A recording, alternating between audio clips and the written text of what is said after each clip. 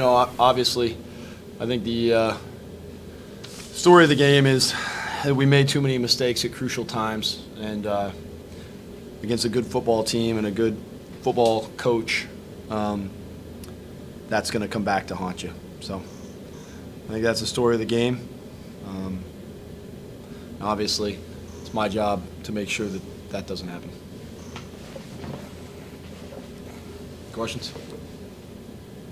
On the play where you had to burn the timeout, where they had the guy running up the field, did Hayden, were people trying to communicate to Hayden to snap the ball to get the play? He was trying to, but obviously, and as you saw, the ball did get snapped. Whether it was going to get off in time or not is debatable. I just didn't feel like we could afford the 5 yards. Obviously on the play that we had right after that, I mean, you do have 3 timeouts, and there are times you don't want to have to use them on situations like that. I think that's the first maybe second time all year we've had to use one in those situations. I mean, you're going to occasionally that's going to happen. And I thought, we had a couple guys come off the field with they probably should have gone down because they were injured. But that's what caused a little bit of the confusion. And then obviously we've got to get that play off, but we also have 3 timeouts, and we should have, if we have to use one in that situation, we have to. We had an opportunity to complete that pass after. Obviously, there was a flag as well and that sort of deal. And so, it pushed us back a little bit. But then we were able to, pin them down there and do some things. So, Rick, it felt like you could withstand all the penalties up until that defensive holding on 3rd and 7 down on their 3-yard line. Did you feel like that one kind of maybe sucked some of the life out of the team after that where you're off the field? No, I don't think the life ever got sucked out of our team. We made a goal line stand at the end of the game and then drove all the way down the field. So I don't think the life was ever sucked out of us. And I know you didn't mean that way. I get that. But I just don't want that narrative to be out there because there's nothing further from the truth. Penalties were 14-3. What did you see out there? Does that add up to you? I think that what I saw out there is that we did not use enough techniques and fundamentals, and we put ourselves in positions to get penalties called on us. Are you more surprised or ticked off about it? Since I've been here, we've been pretty good at with not having penalties. I thought that there was too many today that were just self-inflicted wounds. You're going to have some penalties. I mean, there's people are going to be surprised at what I'm about to say. College officiating is an extremely hard job, if not impossible. You're asked to call things on guys where we've made the rules such that it is basically a judgment call on almost every play, whether a rule is violated or not. And so when you don't use the proper techniques and fundamentals, you put them in a position to where that they then have to make a judgment call. And I think that too often, myself included, we get upset about those judgment calls. I think the thing that is probably most disappointing from tonight was that I lost my composure, and that was probably the thing that if there was any disappointing moments from tonight, it was that. When did that? That one happened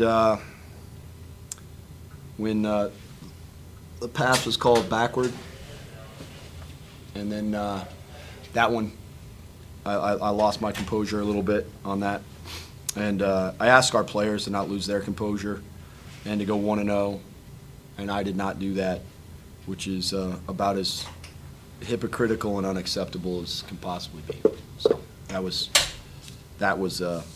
something that can't happen. Hayden kept the ball a lot more than we've ever seen. Is that something that you want to see moving forward? I think Hayden is a kid who continues to develop as a quarterback and as a player, and there were some things he did tonight that were evidence of his continued development. you know, and you know, really proud of how he prepares for every game. Really proud of how important every snap of practice is to him. Really proud of how important every snap of the game is. You know, for a kid whose family and really his friends, his family ended up being okay, but his friends are going through some things in Florida right now. You know, his hometown was on the news a lot recently, and for a guy to be able to keep his composure throughout that game was impressive. You know, I thought he did some really impressive things tonight, and I'm just happy with the way he's competing right now. In some ways, it looked like his maybe the most well-rounded game I've seen him play. I think that over his career, I think Hayden's probably been a little undervalued. And I think that he's played some pretty darn good football games while he's been at Old Dominion. You know, he's not as, you know, he's not as fiery as, like, maybe I would have been when I was playing, right? But he's no less a competitor, no less tough, and certainly understands the game of football, and probably more importantly, he works at it. I'm not going to say more than any player I've been around, because I think that'd be disrespectful to some of the quarterbacks I've coached in the past, but he certainly is as prepared and works at it as hard as anyone I've ever been around. What can you tell us about the Coons injury? Nothing. You know, Need? we will continue to evaluate it. The thing I'll tell you about his injury and every injury on our team is, once again, I'm not going to talk about him, but you know, until the NCAA forces me to. But second of all, we as a staff need to continue to work to develop as much depth as we can. You know, I mean, you're going to have injuries throughout the season, and the deeper you are, the better the team you're going to be overall. What are your plans for the bye week? You know, we're still going to, you know, we're going to practice. We'll practice tomorrow, which is a lot to get the soreness out and get the mental plaque out. Then we'll have Monday off like usual. Tuesday and Wednesday we will practice. A lot of the practice on Sunday, Tuesday, and Wednesday will be devoted to some guys who maybe haven't played as much in the games, making sure that they continue to develop, much to what I was saying earlier. But we will also, we'll get some work on Coastal and begin to prepare for them. I think that's going to be important. We'll give our guys, you know, a little bit of the weekend off, but we'll come back on Sunday and ready to go. As coaches, we're going to go on the road recruiting. So we'll be kind of starting, you know, Wednesday night. You know, we'll be on the road and we'll do it. You know, I think that sometimes, I don't know why things come to my head like this, but I think sometimes people get they misconstrue what we do as football coaches. Like, I get asked all the time how my Sunday was. You know, like, I just was like hanging out. I was like, well, it was game planning and working till midnight. And then I think that people think on bye weeks that we just hang out. My wife would tell you that bye weeks are the absolute worst weeks of the year, because bye weeks are they're the 1 week of the year where I never sleep at home. Or I sleep at home every night, but she's sleeping. But the nights when I normally would come home on a Thursday, and her and I, have our little mini date night, which is at home because we're old. Now you don't get that during the bye week. You're gone. I'm gone Thursday, Friday, and Saturday, and I still remember when one of my wife's relatives asked me if in the off season when I was at Kansas State as a full-time coach, whether whether I worked in the Gap in the off season. Obviously, I did not do that. So it's just, I think that sometimes people they don't quite understand what all it is that we do. But, it's one of the things we also love, too. You get to get on the road and talk ball with other coaches and things like that, too. Is it hard to be away from your family? Absolutely. But, it's for the good of the team, good of the program. It's part of your job, and your family understands that, too. What did you see on that second Liberty touchdown? Was that anything bad technique on the defender's part, or was this a kind of a fluke play? Yeah, there was a couple fluke plays out there today. And those happen. The one thing I will say about that particular fluke play is you make your own luck. And that young man who caught that ball, he ran to the ball. And when the ball went up in the air, instead of him hanging his head, oh man, I can't believe the quarterback just did that, right? Instead, he ran to the ball, and the ball found him. You make your own luck. And he should be, I don't know who caught it or whatever, but he should be proud of the effort that he gave on that play. This is another one that got away from you late, but they've all been pretty close. How much optimism does that give you? Not that you ever didn't have it, but do you feel like the team's close to turning a corner? Yeah, obviously, you're going to look at these games, and there's going to be some that in the offseason, could have gone either way. I think they did some really good things. It hurts me to my core that Day Hunter, who's from Colorado, which is where I'm from, that he had such a great game. So that hurts me, not because I don't like the kid, but because that just I don't know. The irony of it, I guess, is probably a little bit there. I think that we're sitting there and we're right there in order to make plays, and we just got to make them. And we're right there in order to and ready to call the perfect call. We just got to make them. We're right there in order for me to make, the perfect, halftime speech or pregame speech or speech on Tuesday or whatever it is. I just got to do it. We're all right there. We just got to keep working at it. And there's nothing magical that's going to happen. It's only going to come from hard work. And I think that our team understands that. I really do. I think that our team knows that there's no magic elixir that's going to take us over that edge. It's just going to be hard work and effort and being physical and tough, both mentally and physically.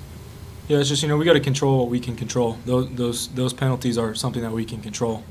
And that's why this loss hurts the most, because we just killed ourselves with penalties and stuff like that. And it's no outside factors other than us. Has nothing to do with the officials, nothing to do with the other team. We made mistakes that cost us a bunch of penalty yards, and we're just going to look to fix that moving forward. And you kept the ball more than we've seen in the past. How does that feel? And do we expect to see more of that in the future? Yeah, it's just I know that I can do it. I've always known that I can do it. It's just change of mindset this week. Have some external factors that have made me realize, just have to start playing tough, playing confident, and that's what happened. What are your external factors? Anything to do with a hurricane or? Yeah, Hurricane Ian hit my hometown directly down in Florida and all the areas surrounding in Southwest Florida. I have friends and family who lost their homes, lost their cars, lost their boats, lost everything they've spent their lives working for. And, it's really tough. My family's safe, which is all I can ask for. A lot of my friends are safe. But, it just makes me be thankful to be here and not have to go through that. But it definitely changed my mindset this week. If those people can get through what they're going through, all my friends and family back home, then I can go through, getting through a college football game. And your mom's house is okay. How about your dad's? My dad lives on the east coast of Florida, so his house is fine, but he drove over to the west coast to provide help to all of our family and friends and kind of just be a resource for people that needed it.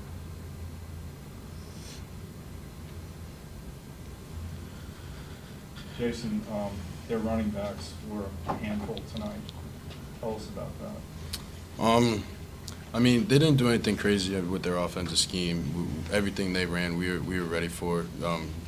it's something that, you know, we've been stressing tackling all season long, and it's things like we got to wrap up, we can't shoulder tackle, and we know these running backs are fast, they're shifty, and we just got to be ready for it. Better tracking, better tackling. I think we did it to ourselves. Blake, how did it feel to get you back out there? Felt good to get back out there with the boys and get my feet wet again. I had fun out there today. What you heard? Just got nicked up a little bit. Good answer.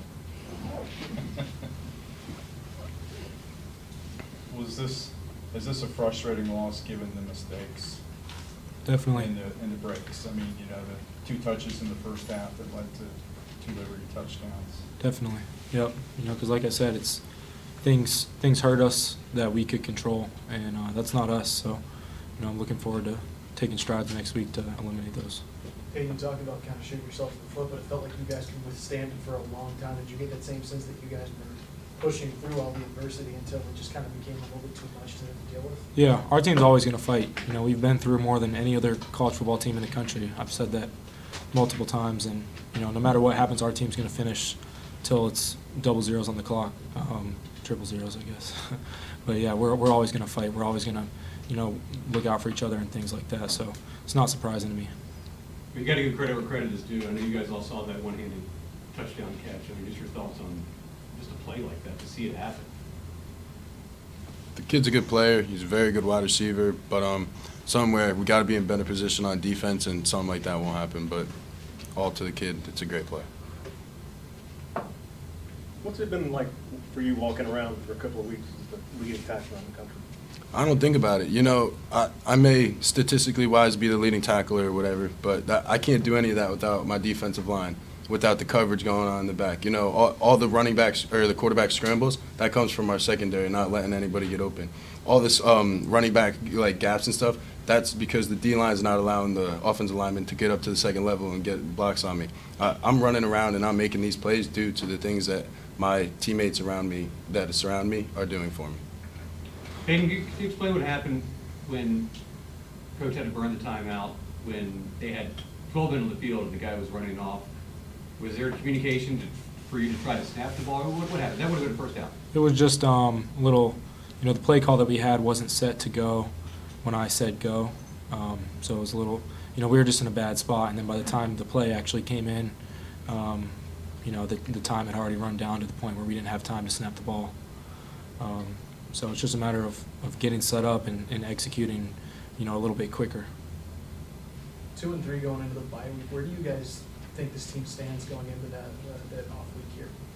You know, I think we're just going to keep fighting. You know, like I said, we're built for adversity. You know, we have that underdog mentality all the time. So no matter what we do, no matter who we're going against, we're just going to look to go 1-0, and that starts, you know, really tomorrow when we break down the film and have practice tomorrow night. Ricky said that you guys are just a few plays, a few play calls away from really turning this thing around. Do you agree with that? How close do you think you guys are? I mean, I totally agree with that. I think offensively tonight, they played amazing. And I think on defense, we made too many mistakes this week that we could have done differently and given our offensive more chances. And even with the chances that we did give them or that they created for themselves, I think they played an amazing ball game, and I couldn't be more proud of them, truthfully. And going into the bye week, we've been in this spot. And like Hayden's been saying, this team runs through adversity, and there's nothing that's going to stop us from making sure that we're doing what we can do to be the best. Like a lot of people have asked, what's wrong with the running game? Tonight the running game was pretty good. The offense had its high for the season, 419 yards. What do you attribute that progress to? Just going 1-0 every day in practice, going hard every day, not giving up, and just keep on grinding. We're confident in ourselves. Anything else for players? One more for Hayden. When you pull off a miracle 4th and 17 play and move the chains, as far as you know, and it's called back for a penalty, what does that do to you? You know, that hurts. Those type of plays hurt. But I know, you know, if it wasn't for maybe that person trying to stop the defense from getting me, that maybe I don't get the throw off. So, you know, I don't blame anybody. I don't I don't, it doesn't change my mindset at all. It's just, all right, now it's, 4th and 27 instead of 4th and 17. Still have to get the first down no matter what, so it doesn't change anything in my mind. Hey, and I have one for you on the subject. Ethan's family was here. Can you talk a little bit about, seeing them the last 2 weeks? And, particularly, I hear they were Friday night at the hotel with you guys. Yeah, it's been awesome. Just football has brought me some of my best friends in the entire world. These two guys. Jason's one of my best friends. I hang out with him every day. Blake's, Blake and I are even closer. We used to live together. And Ethan, his family coming all the way here from Australia it's been really cool to get to know them a little bit more in person. And it's just football does crazy things for us, off the field. So I'm really, really thankful for it. Piper stayed with you guys for a few weeks. Yeah. She said you all called her ma'am. Yeah, we did. They're still getting used to the kind of southern slang that we use between B.R. Hatcher and myself. So they're not used to that type of thing in Australia. All right. Thank you, guys. Thank you.